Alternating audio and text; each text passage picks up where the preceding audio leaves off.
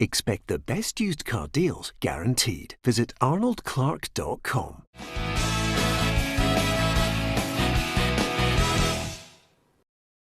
Welcome to Peter and Roughie's Football Show, sponsored by Arnold Clark. I'm Peter Martin, Alan Rough, Charlie Adam and Tam McManus here with me to talk football and the weekend Scottish Premiership and beyond. All you have to do is make sure that you're sitting nicely and you don't have to move your chair while we're doing the show, and enjoy yourself. That's what we're asking you to do.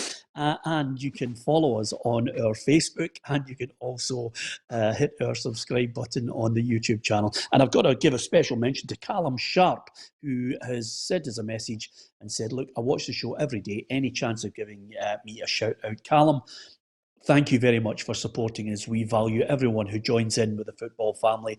And thanks for your support over the 5 days of the week on the Football Show on Facebook, Twitter and YouTube. And a big thank you to Robert, who, unlike Charlie Adam, has actually purchased one of our Maestro tops. He's got it on. He loves the quality of it, and he still has it because obviously he kept it in a safe place rather than in the back of his car. Yeah. So, yeah, Tam, yeah. Is your other three colours getting washed? I take it that's how you're in blue today. That's exactly why. That's exactly. You don't see that often. Yeah. I know. I can see the headline now. Lanarkshire man shows off with washing machine. Yes. But nevertheless, that's it. I'm willing to take the hit on it anyway. Apart from anything else, lots to talk about. And the main theme, I think, you'll hear from Steven Gerrard, Neil Lennon, Jack Ross, as well as Craig Bryson, and a number of other managers. The one theme that we'll get at the start of this programme is managers who paint a lovely picture and they're not happy with the SFA. There's a theme we've heard on more than a few occasions. Neil Lennon is the first. He's raging that Albion Ayeti has picked up a 2-match ban for diving. It's a penalty. He's had contact to the back of his foot, ankle. Keeper's made contact. He's gone down. Referee's given a penalty. I don't see any simulation. Simulation is when there's no contact. There's obvious contact there. You can see that quite clearly. So I don't understand why these charges have been brought up against Albion. It's we don't agree with it at all. So yes, we will be appealing it, of course. And the fast track appeal, Roughie, takes place on Monday the 8th of February. Is Neil Lennon right? I think they'll probably go off with it because of a slight contact. I've already stated my case that I think that there was slight contact, but not enough for him to go down the way he went down. I actually think he did trip himself up. If you get a chance to look at the video again, he knows there's contact coming, and he just clips one of his foot against the other foot and he goes down. And in real life time, you know, it looks a penalty and it looks as if the goalkeeper has wiped him out. But I don't think that's the case. But as Neil Lennon has just stated there, that's how they'll get off, if they can prove that there was any kind of contact, not just a wee bit of contact, any kind of contact. But I think he'll get off with it. But I do think he should be hauled up for it because it's happening too often. I thought he dived, Tam. Peter, I think that there was contact. You can see it when it's slowed down. You can see the stills. The goalkeeper does clip him. So I understand where Neil Lennon's coming from. I think he's made the most of it. I think he's went down dramatically. I think if he doesn't go down so dramatically, maybe he's not getting hauled up. But I think that Celtic will get away with it as well because they will argue the point that the goalkeeper's clipped him in the box. And if the goalkeeper comes out and dives at your feet and clips you and doesn't get the ball, it doesn't matter if you go down, you know, dramatically or not. You know, it's a foul. You know, people can argue either way, but strikers are taught if there's contact in the box, rightly or wrongly, if you get clipped in the box, you go down. And Charlie will say that as well. You know, anybody in the box, if you're clipped, and it does that. So whether I agree with Roughie or not, you know, I do think they will get away with it because of the worst contact. Charlie Adam. Charlie. Maybe just get back to Charlie in a minute, but Tam seems to think contact. Celtic will get off with it. Roughie seems to think contact. Celtic, he thinks, will get off with it. And Charlie, we'll get his thoughts on it. I thought it was a dive. I'm not surprised that they've actually served him with a 2-match ban. But then again, you think he'll get off it, Peter? Well, now there's a different question because quite simply, I think Celtic's legal team will absolutely have that under the microscope. So, can I say definitively that he won't get off with it? No, I'm just offering you my opinion that I thought he dived.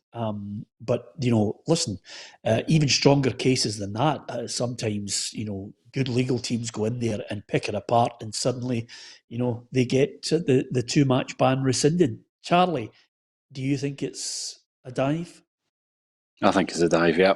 I think it's worthy of a two-match ban, and he's conned the referee into giving a penalty, and he's got away with it. But giving him a 2-game ban, there's no any consolation. It's not any good thing for Kilmarnock. They lost the game 4-0.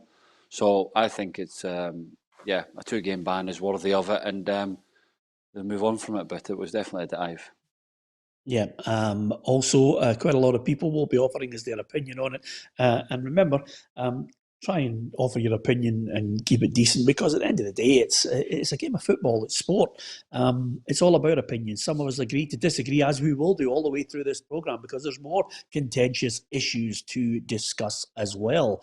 Here's how it looks in the Premiership. If you are looking at the games that are going to be played, this is what's on offer. Celtic against Motherwell. Hibs Aberdeen is a cracker. Game of the weekend for me. Livingston, St Johnstone, Ross County, Dundee United, St Mirren, Kilmarnock, and Hamilton against Rangers. So 23 points the difference between Celtic and Rangers at the top end, and Motherwell with a bit of form, and Celtic ready to take them on at home. This is a tasty one and a tight one to call, Roughie. Not for me. I think the evidence in the midweek with Celtic was good. It was positive. They'll go into the game with a wee bit of confidence. I know their home form hasn't been particularly good in the last 2 or 3 games, but no, I think they're now going into a game with a bit of confidence behind them, rather than everybody beating them over the head, and everything that goes with that. So I'm expecting them to continue their winning run. And am I doing a prediction? Are we prediction for now? No hang fire, because no, okay. No, I just think they've got their act together, and I think they'll go into this game with a lot more. The players will be a lot more relaxed. The pressure's off you a wee bit. You start making the passes that you should be making, and I think that'll be the case. And Neil Lennon again reiterating that no fans in the stadium has been detrimental to his team this season. I mean, I've touched on it many times. I think the fact that there's no fans there is a huge detrimental effect on not just the players but the club itself, and there's plenty of other examples of it around the UK and Europe. Subconsciously, they just don't get that edge, that sort of drive from the supporters that you would normally get. So I think that has been a huge factor, in our home form. That's an interesting one, Tam. Are you buying into that? Yeah, I am. I think that Celtic have suffered from not having the supporters, but in terms of the league positions and how far Rangers are ahead, I don't think it's affected whatsoever. I think that Rangers are just a better team. They're just a better team, and I think they've got a better manager. So whether there was 50,000 in at Ibrox or 60 at Celtic Park is irrelevant to me. I understand what Neil Lennon is saying. They have missed that, that driving them on, when games are tight, maybe nicking a goal, because it affects the opposition as well. Opposition, get affected by a big crowd like that. They drop deeper, and so for me, it doesn't affect the league positions or league table. For me, it's I think the Rangers would still have been miles ahead of Celtic, to be honest, whether it was crowds or not. Yeah, and of course, there's still a small minority of disgruntled fans who've been raising banners outside the training pitch saying they want Lennon out, Charlie.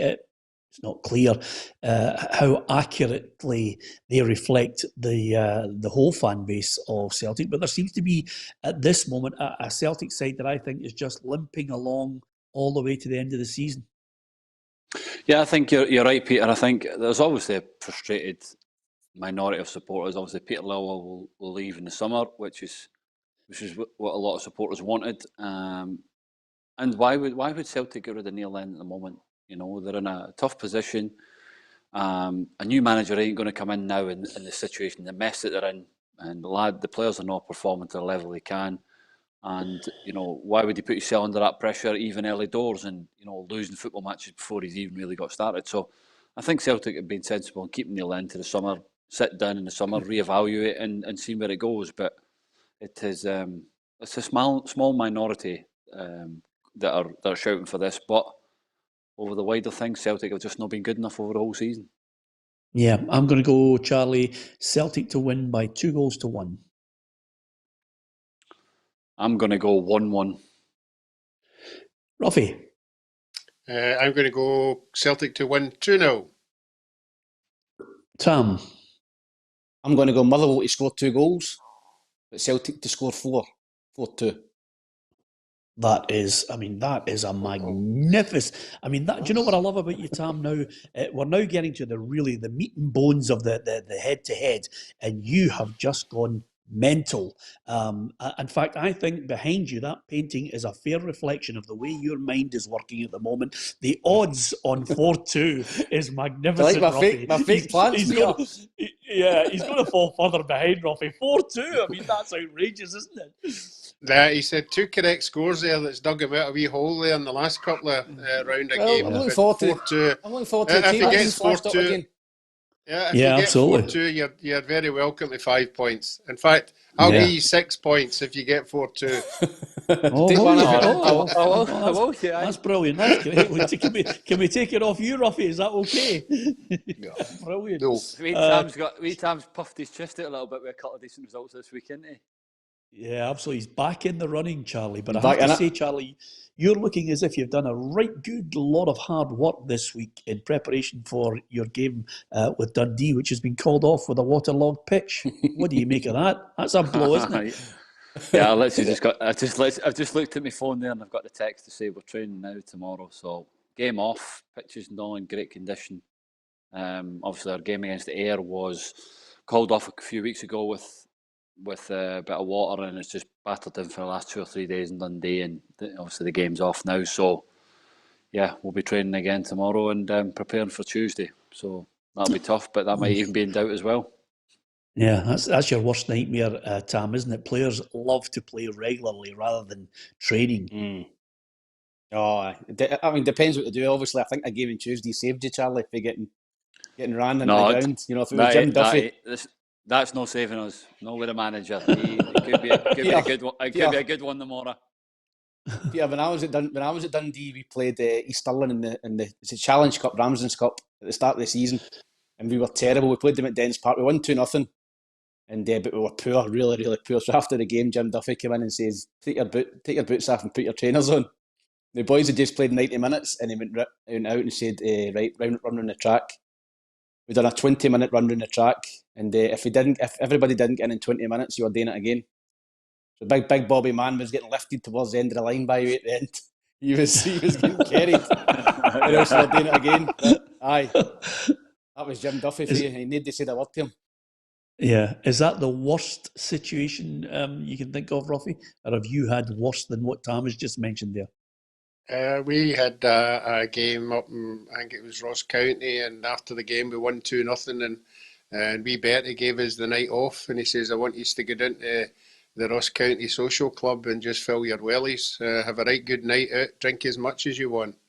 So everybody went out and had a right good night. I think we all got back into the hotel about 2-3 in the morning, and lo and behold, the trainers chapped our doors at 9 o'clock for training. And the training was a 20-minute run. It was, the guys will know, increasing demand in the park, and you want to have seen, it was a sight of every player running around that park. I don't have to tell you what was happening, and it wasn't even the good boys getting off with it. Everybody was absolutely ill. But that was wee Bertie's tactics, go out and have a good night and then murder you the next day. Yeah, there you are. There's the professionalism, Charlie. You don't see that nowadays. Every one of them said, "Yep, we'll go out and have a right good night." No, I think the senior players nowadays, they know what's coming, but it's one of them, and the manager leaves you to it. Yeah, go and have a good time, but really saying, don't spoil yourself because you're going to get pumped in tomorrow. So, listen, it'll be probably a little bit tough tomorrow. We might play 11v11 against each other because of the game, and then prepare for Tuesday, but Tuesday might be off as well because the pitch is not holding up well at the moment. Yeah, okay. Let's go on to another disgruntled manager. This time it's Steven Gerrard, not happy with Kemar Roof possibly facing a ban at the SFA.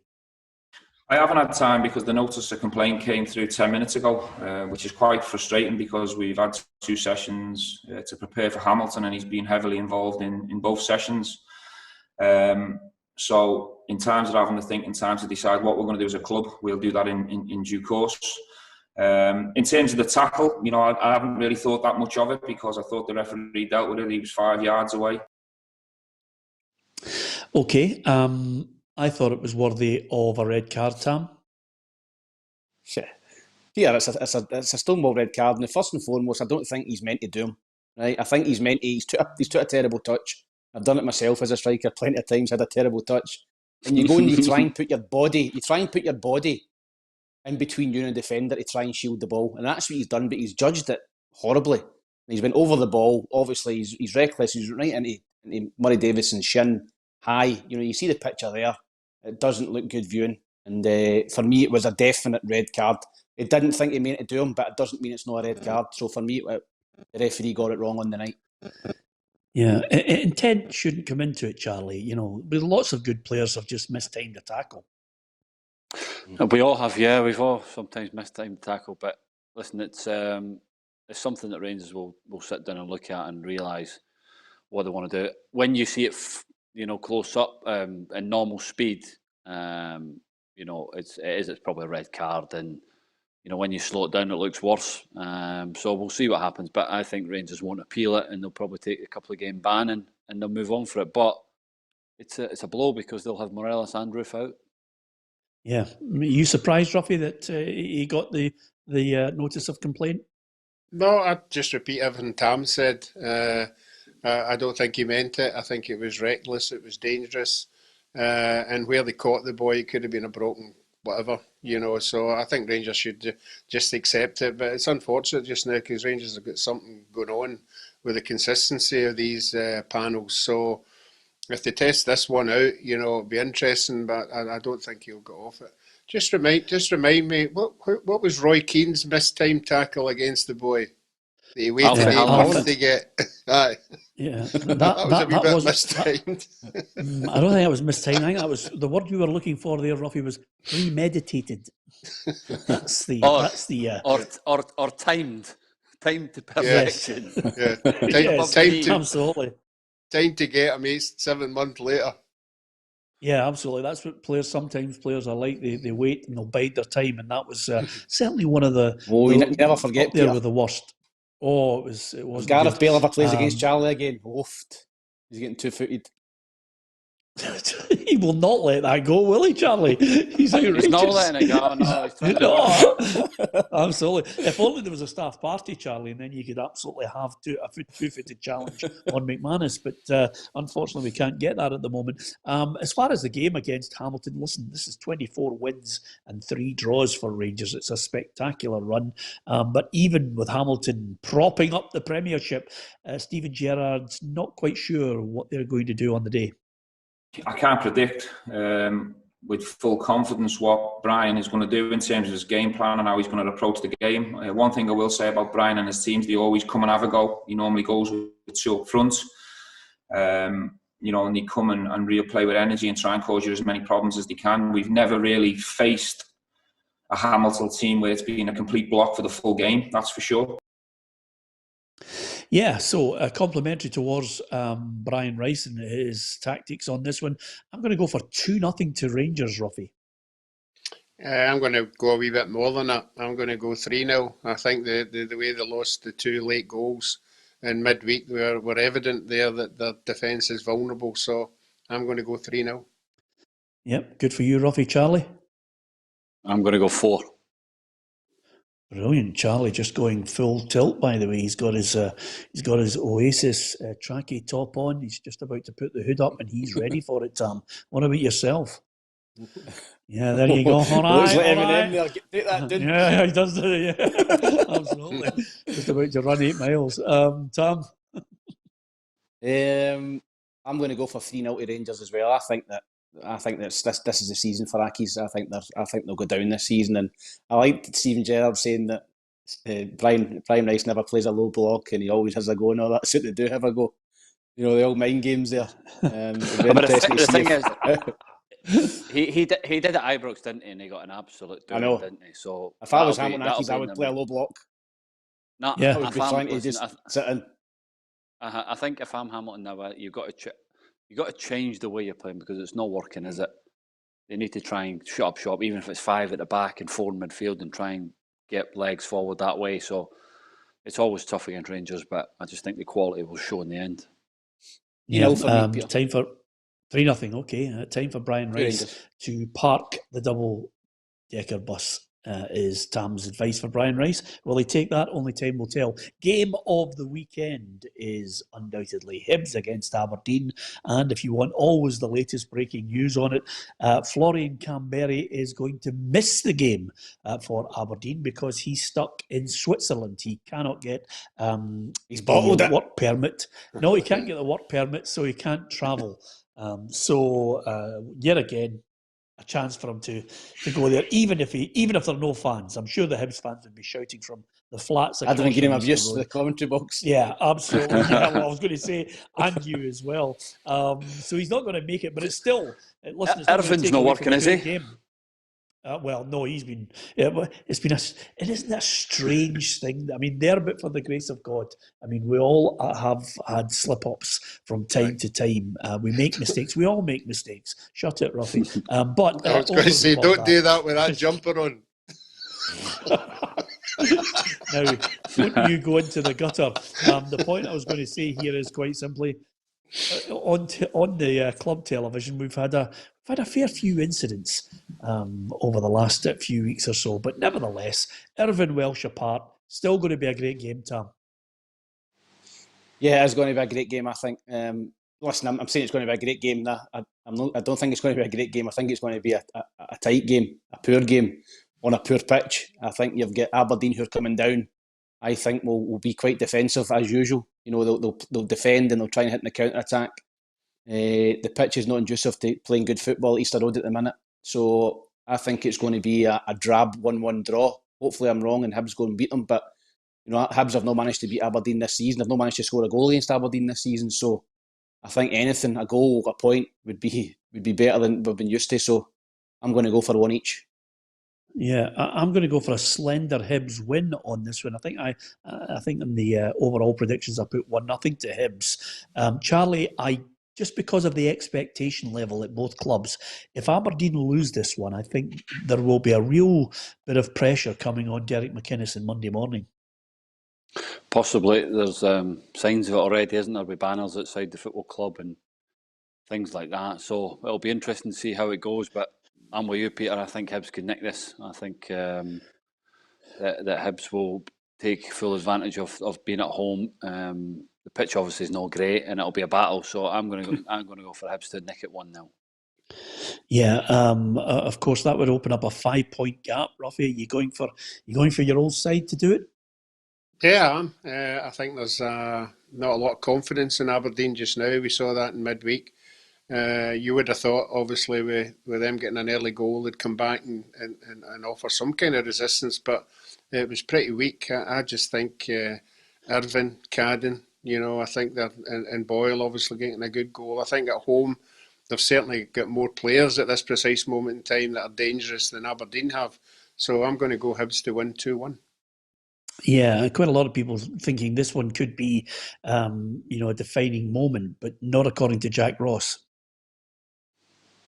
No, just because of the number of fixtures that lie after it. I think if this fixture was, with a couple of games of the season left, that I would accept that being the case. But it is an important match. It's a big match in the context of where we are trying to finish in the table, how high up the table we want to be, and the fact it's against a team that has been, we've swapped places with probably all season. So I'm not downplaying the fact it's a big match. Yeah, okay, we've all given a prediction on this one.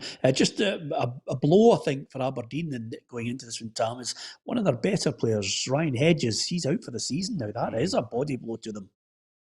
Yeah, it's a big blow. I think he's a good player. I think he's very talented. He plays in that little hole behind the strikers. He can see a pass, he can create, he can score a goal. So, no, I think that's a huge blow for Aberdeen. And they're looking a little bit light up front now and in that position. We'll let Cosgrove go as well. Canberra obviously is not ready to play, so I think they're lacking a lot of creativity in the final third, and that's not going to help because I think he was a key man in that area. So no, it's a big blow for Aberdeen. Thanks to quite a lot of people reminding us of the fact that Dundee's game is off. Yep, we have told Charlie.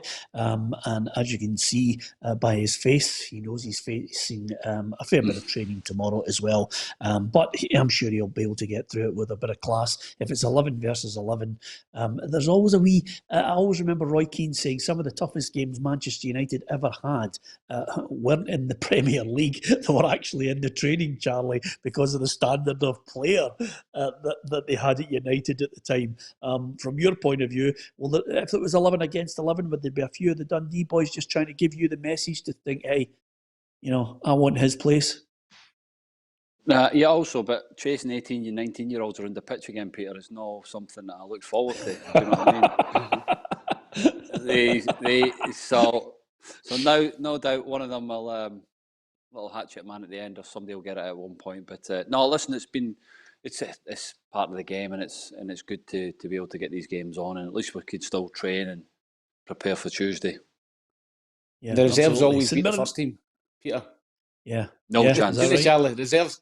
No, reserves always. Not our place. No chance. Well, we got one. Trust me, we got one doing from them. Right, we played the lads that had been playing and the lads that hadn't been playing. We played against each other at training, and they gave us a doing. And then ever since that, we've been at it, and we've murdered them. So it'll be interesting to see how we are tomorrow. Usually try hard that the professional attitude. Yeah, absolutely. Well, there's a point to prove. Listen, at St Mirren against Kilmarnock. Saints on a good run. Kilmarnock, well, looking for a manager. I'll tell you, Roughie, I'd forgotten all about him, but suddenly I saw the face of Stephen Presley prop up in the back pages linked with the job. Yeah, I mean, I think Stephen's been getting interviewed for most of the jobs that have been coming up, and he has got a relatively reasonable CV. There's no doubt about that. That's most of the clubs he's been at. It just really depends on what Kelly are looking for.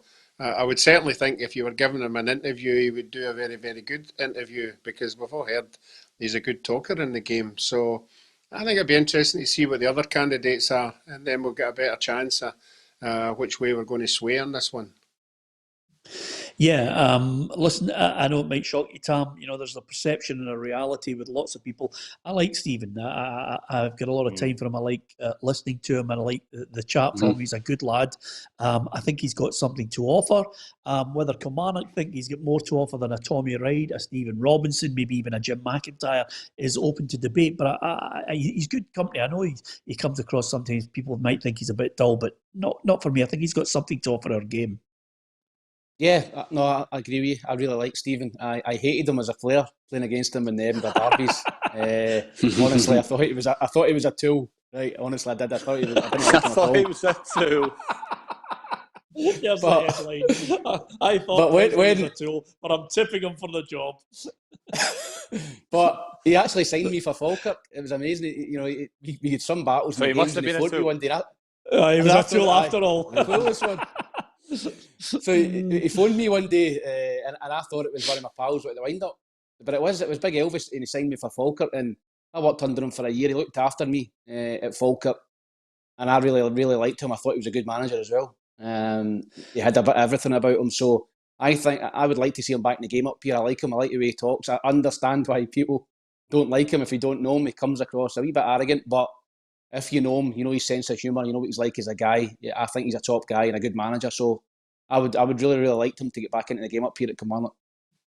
Yeah, did he get the better of you in those Edinburgh derbies, Tam? Mostly, yeah, he did. Yeah.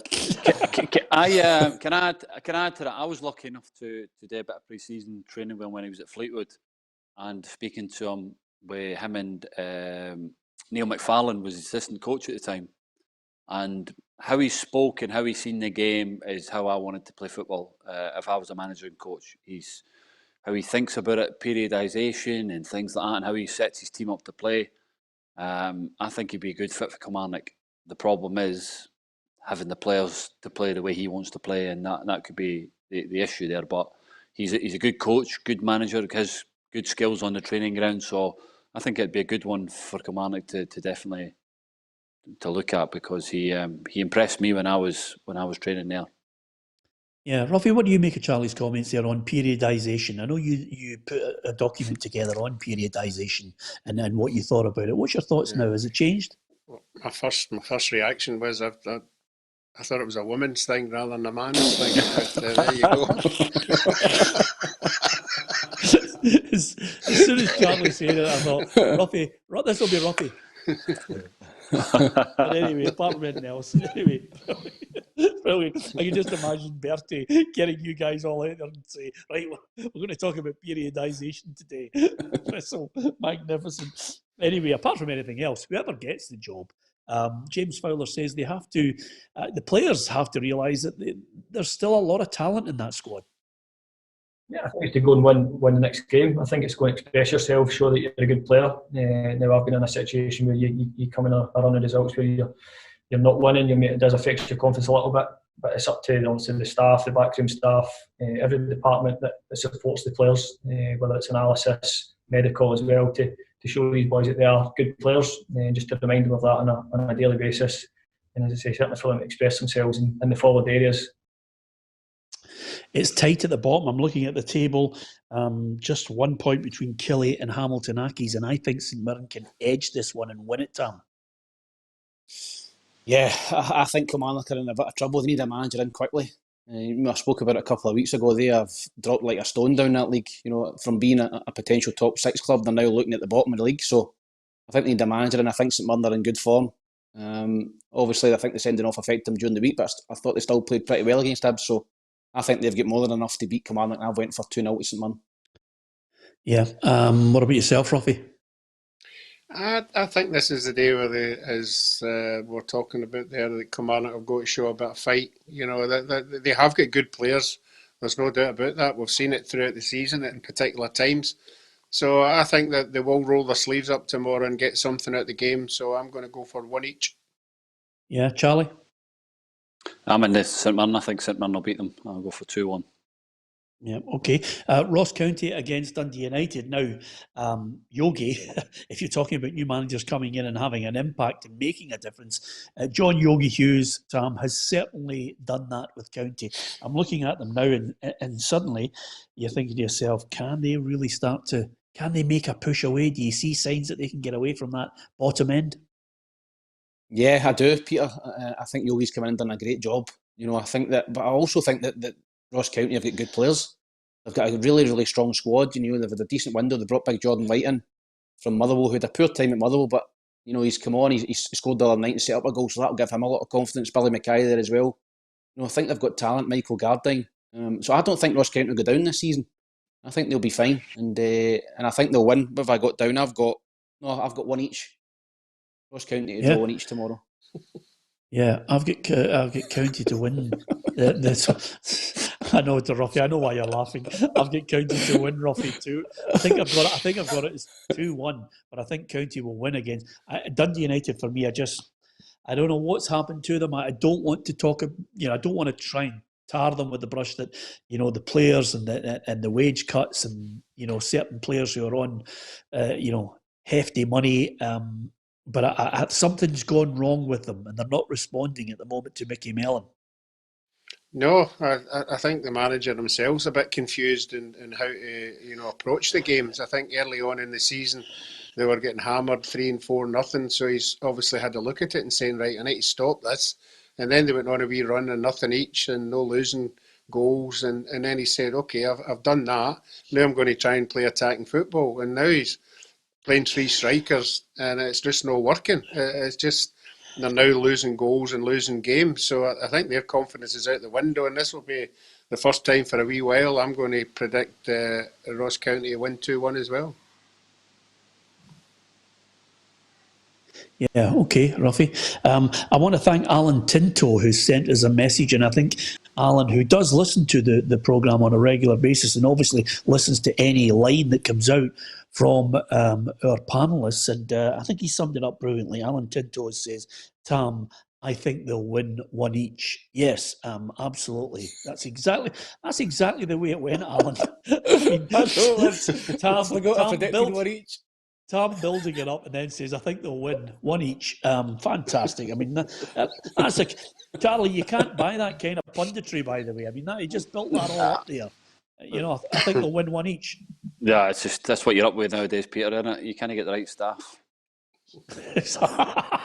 Well, hey, there's a two-footed challenge if ever I witnessed it. Brilliant from Charlie. Might not be getting near to you, but he's just giving you a two-footer there. Brilliant. Anyway, Livingston against St Johnstone, Roughie. Livy can do no wrong. It's as simple as that. They're going to win. I've got them down for a win. It's got to go sometime. There's something going to happen sometime. I think I've been quite impressed with St Johnstone. I think they did well against Rangers in midweek. So I'm going to think they're going to get a one each draw. Yeah, one each draw in this one. It could be the cup final rehearsal. Charlie, where are you going with this one? I do, and I still think that Livingston will win the cup final as well. I think they've got the momentum, and I still think they'll win that tomorrow. So I'll go for 2-0 Livingston. 2-0 to Livingston, and that would continue this unbeaten streak. I think it's something like 14 games. 14 games for Livingston unbeaten. Who would have thought we'd be saying that? It's an easy job, isn't it? Management for David Martindale. You must be thinking, why didn't I do this earlier? I could bet Real Madrid, don't I? No, but I'm going to go for Livingston 1-0. It's the thing about being 14 games unbeaten is it's the amount of wins they've had. It's not just draws that are in there as well, isn't it? It's like clean sheets. Yeah. Clean sheets, wins, and so fair play to them. I think it's been brilliant, and I keep saying it every week. I think it's between him and Gerrard for Manager of the Year. Yeah, well, listen. To be perfectly honest with you, Charlie, I love the way you've even tried to suggest that there's some sort of race. I mean, even your wife dropped the cutlery there. She couldn't believe what you were saying because if Rangers win the league, Steven Gerrard will be Manager of the Year. It's an absolute shoe. No, I know, but like if Livingston win the League Cup and finish in the top half, yeah, like surely still finished third, Livingston. No, I know that, but like surely it's got to be between the two. And I think Stephen will win it, but it's for what he's done and to progress, to keep it going from where he was and all the pressure of he might not even have the job, and then to keep it going is phenomenal. I think it's a great point you make, Charlie, and well worth discussion, Roughie. I think if Livingston, as Tam said, if Livingston finished third in the table and won the League Cup, I still think Steven Gerrard would be the Manager of the Year. Yeah, I didn't want to put my. I didn't want to put myself under any more pressure on what I have done already this week. So I'm just going to say Charlie's talking a lot of Colin Nish. Yes, absolutely. It's as simple as that. Yeah, are we going for when Rangers win the title, Peter? Are you going to wear that Ibrox, that blue top?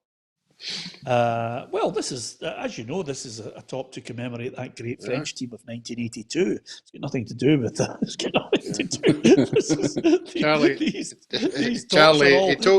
so staunch, Peter. Charlie told me he's got a Tammy to go with it. We are the people on it. With all due respect, I have to tell you, there's a black thing and there's a red one and there's a green and there's a blue. I just wear them alternately. But the good thing about the Maestro top, we did it actually as a homage to Bill Shankly's, the Brian Cloughs, the Willie Waddles, the Jock Steens, Sir Matt Busby, Sir Bobby Robson. Those old training tops, Tam, do you remember them from the 60s and the 70s? You'd see those great black and white and some colour images of Shankly on the training ground with them on. And that's why we put it together. Yeah, I remember them. I remember the tops. Yeah, I remember these the grander collar tops that you've got here. Aye, so no, hopefully it'll be a big seller for PLZ and yourself. Well, get another extension.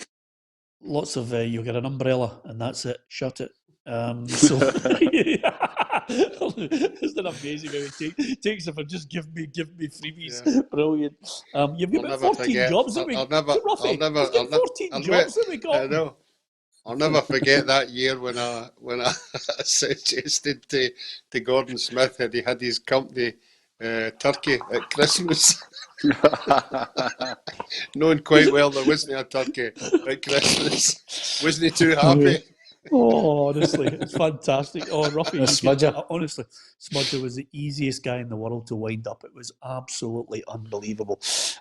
Anyway, apart from anything else, did we get the? I've got Livingston to win again. Tam, have you got Livy to win? 1-0 for me. Yeah, 1-0 Livy.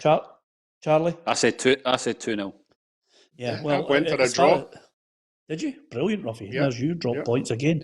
The good thing about it is it could be a cup rehearsal, but here's Craig Bryson's take on it.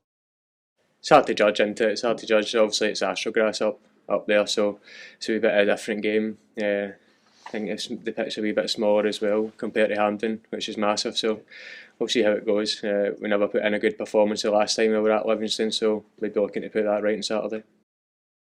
Yeah, I've got to just mention someone who actually, well done, Chris Andrews, who says Peter impersonating Sir Alf Ramsey. Alf Ramsey actually had one of those great tops as well, you're right, from the 60s.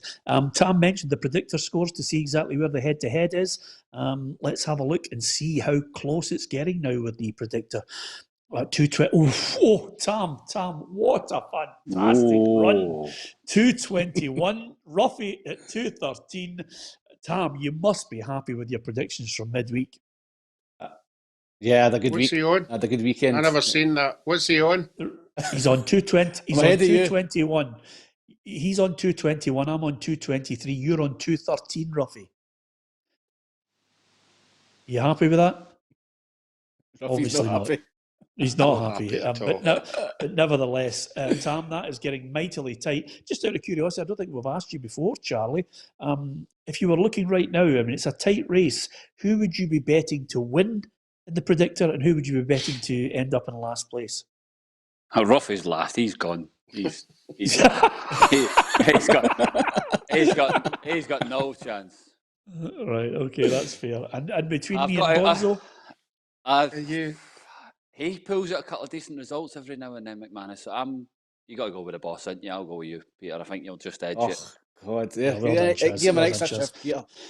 well, no, to be perfectly honest with you, once the PLZ car and umbrella is delivered to him, I'm sure he'll be happy with everything that's going his way at the moment.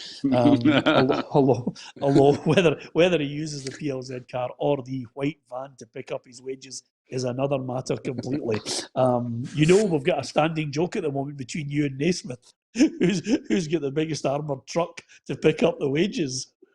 It's definitely him for what he's earning at Arts. He's absolutely caning you on this programme. He's saying it's Charlie and the big armoured truck. Yeah. Oh, don't worry about it. Don't let him kid you. That's him deflecting, I'll tell you that now. Yeah, brilliant. He says he just meets you at the Forth Road Bridge and you just share the one van.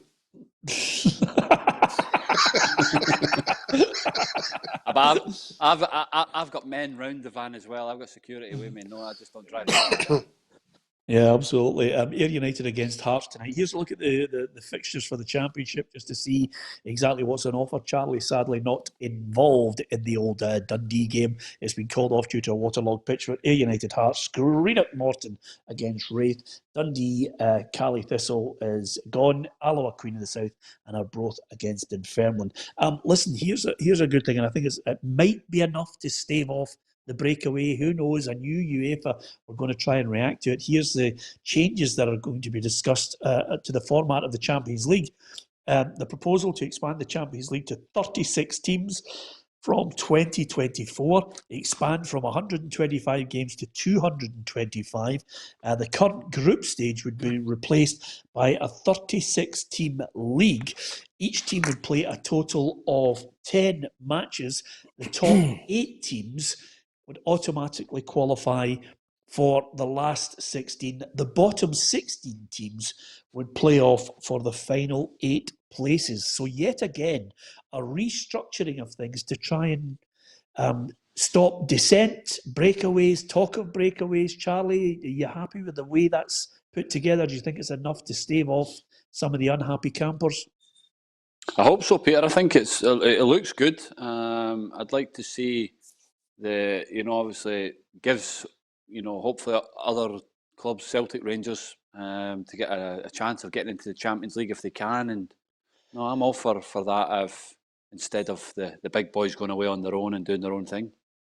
Yeah, I mean, listen, we've got to try something. Whether the expanded league offers some of the, I really feel sorry for the clubs out with the big five countries. Tam, getting access to Champions League money, getting into the Champions League is difficult enough. Yeah, it's just the rich getting richer at the minute, isn't it, Peter? It's the same teams every year. In the quarterfinals and the semi-finals, your big Italian teams, your big Spanish teams, big English teams, dominating it, and they're taking all the money. So, as Charlie said, if it gives Celtic Rangers a bigger opportunity to get into the Champions League, then I think it's great for Scottish football. It'll give them a bit more money and give them a chance to get into the Champions League. So, and obviously that money will filter down into the rest of Scottish football. So I think it's good that they're going to extend it. Well, does that mean that we can get somebody that's 8th in our Premier League into the Europa League now? No. A waste of time. Yeah. Well, listen, to be fair, by the way, I mean, I was talking about it earlier and the implications for England. Everybody's talking about some of the clubs trying to finish 4th to get into the Champions League. If things work out, Roughie, 4th might not be good enough to get into the Champions League for some of the English teams, if indeed an English side were to win the Europa League and an English side won the Champions League, because you're only allowed 5 teams from one country in the Champions League. So 4th could do quite a few managers' heads in, Roughie, if they think they're automatically going to be in Champions League. There's a fair few permutations, but it could scupper them. Yeah, I'm sure there's a few clubs looking at that, particularly Liverpool as we speak just now, Leicester City. Some big club is going to, if that is the case, that's going to be sacrificing this one. The one rule, I never seen them all there, the one rule I would change once you get the latter stages is, I don't care who you get drawn against, if it's somebody for your own country or whatever, you've got to play them. I think it's a ridiculous rule that they have, that if you're drawn against somebody from your own country, you can't get them till a Pacific round, and I think it should in the hat, and whoever comes out the hat, that's who you get. Yeah, absolutely. But listen, this is all about financing clubs, Charlie. This is all about money and trying to extend it. No, and that's it. And that's the great thing about it. It's like Tam said, it's for the big boys to not go and do their own thing in another sponsorship, to keep it all together. And like I say, I want to see Rangers and Celtic in the Champions League. It helps Scottish football, it helps the national team as well. So if that gives us an opportunity to go forward, then I'll be delighted with that. Yeah, absolutely. Just out of curiosity, and we're talking about managers up here who are under pressure. I wonder who the favourite is now, Tam, to get the sack down south, because we're getting to that period now into February and March when chairmen start to look and think, do I need to sack the manager to save us from the drop, or do I need to sack the manager because there's no way we're going to get to the level that we thought we were going to get to? Yeah, I think you're referring to Jose Mourinho. I don't know if you probably watched the game last night, and Spurs were atrocious. And I've watched them the last couple of games, and they've been terrible. Brighton away from home as well, they were shocking. So I think the pressure is now firmly on Jose Mourinho. I think that's a talented squad of players he's got there. And I think just like at Man United, he's ruining them with negative tactics. They didn't get out their own half last night. And they've got better players than that, to be camped in their own half. And they've done that a bit with Man United. And you see the change now with Ole Gunnar Solskjaer coming in and maybe being a bit more positive, a bit more pragmatic going forward. So I think the Spurs fans can't be pleased watching their team at the minute under Jose. Yeah, and of course the other thing about it, which is starting to rear its ugly head again, not only is he not getting the best out of the players, but he's starting to blame other people, namely the referee, for last night. I told him something that he knows already, which is I consider him one of the best referees in the Premier League, and I have how do I say care? I care for him. He's a referee that I have a big admiration, and that gives me probably a good position to tell him that I didn't like his performance. Okay, Jose under pressure, Charlie? No, I think he is. I think listening to the radio going into train this morning, there's a lot of people now starting to not happy in the way Tottenham are playing, and Harry Kane is a one-man team. What he's done to Dele Alli, who 2 years ago was a world beater, scoring goals from midfield, attacking with his head, feet, scoring was on fire under Pochettino. and then obviously spending the amount of money he's spending on Bale and not even bringing him on. I think that's the worrying thing if I was a Tottenham fan, not even bringing Gareth Bale on. If he doesn't think he's got the condition to even play 15, 20 minutes, then he shouldn't be anywhere near the bench. So there's obviously something going on there, and he's not too happy about it. So we'll see what happens in the next couple of weeks. But it comes down to finance again. Is it possible that it's that Daniel Levy's waiting to see what happens in the summer, because it will cost them less money to sack him than it would probably maybe now? Yeah, game of the weekend down south, Roughie. If we're looking at Hibs Aberdeen up here, I'm certainly looking at Liverpool against Manchester City. It's the defining moment. I think it's Liverpool's last chance saloon to somehow still be hanging on to a title race by their fingertips. Yeah, I was surprised when I seen Klopp's interview. He looked as if he'd thrown in the towel already. Obviously seeing the run that Man City were in, maybe that was a bit psychological going into this game at the weekend, because he knows if he wins it, he's back in it to a certain extent. So I think you're right, it's a massive, massive game, but I just think Man City are doing particularly well just now. They're not losing the goals they were losing before, and they've got players coming up with the goal to win games at the right time. So I think I'll stick with Man City. Yeah, I love the way you've understated the whole situation, Roughie. 13 consecutive wins, particularly well. They're on fire, Charlie. They're on fire. They're on fire, Peter, but they have beat the mid-table teams and below. Do you know what I mean? They've not been playing regular against the top teams. So this is a different challenge for Man City, I think, at the weekend. And I do think that Liverpool can win that. I think that I would listen. It's going to be tough and it's difficult with the centre backs, but I do think that Liverpool causing problems. So I'm going to go and put my neck in the line. I think Liverpool win 2-1. Yeah, well, I would love that to happen, but I'm afraid I just cannot see it. As I look at this fixture, Tam, even at Anfield, and remember, this would be rare. I mean, Jose Mourinho's had 3 consecutive home defeats. And Liverpool, you wouldn't even think about the situation that Burnley and Brighton would defeat them in Anfield, and then off the back of that, Man City. But I'm going to go Man City to win it 3-1. Yeah, listen, I think Liverpool have obviously the last 2 games have been really, really poor at home. I think Man City got them a lot of confidence, but I agree with Charlie. I think that Man City have been winning games that they should be winning. I think Liverpool will get a wee bit of a jag. They'll be up for this game more than maybe the other 2 games. So I think it'll be a tight game, but I think Man City will keep another clean sheet. I think it'll be another 1-0 defeat for Liverpool at home. Yeah, that was magnificent there, Tam. You just gave it a nice little big cuddle, build up as if you were going to go Liverpool, and then you've gone Man City. And of course, as ever, you're obsessed by vaccinations, so that's why you threw in the jag line as well. Listen, just before we go, guys, one of our brilliant digital journalists, Cheryl, has just given us this little bit of information. Livingston have just put out a tweet.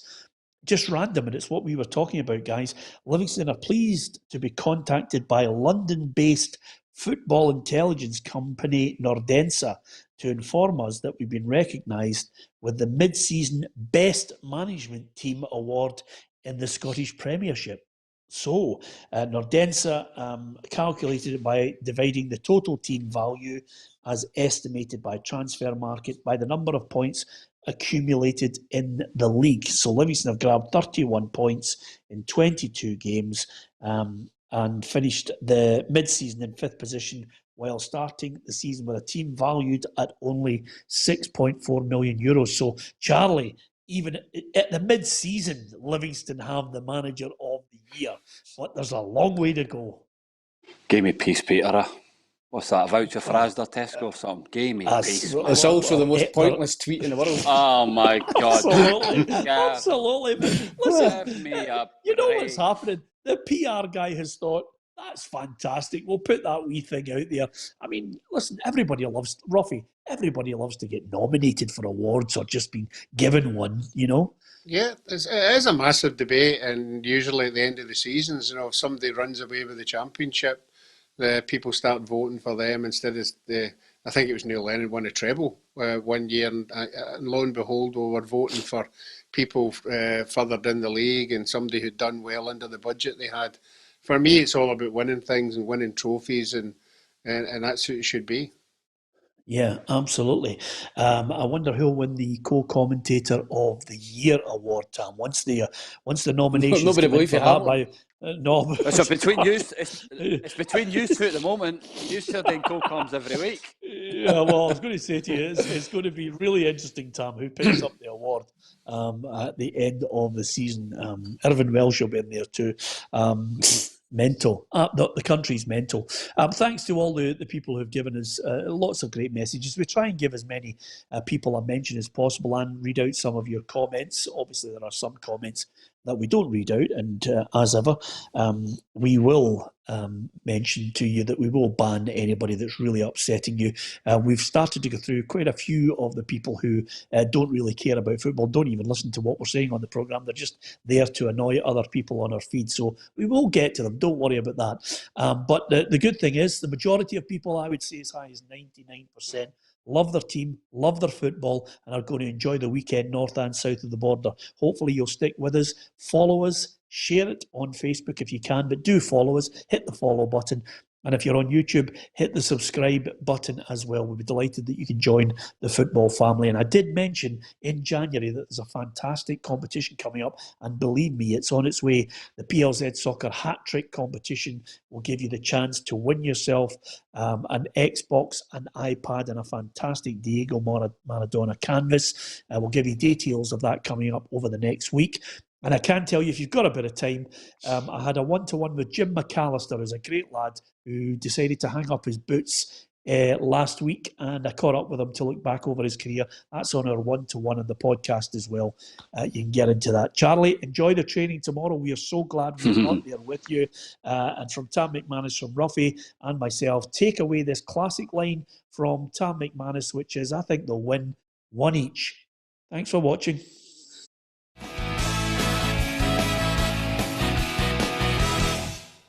Expect the best used car deals guaranteed. Visit Arnold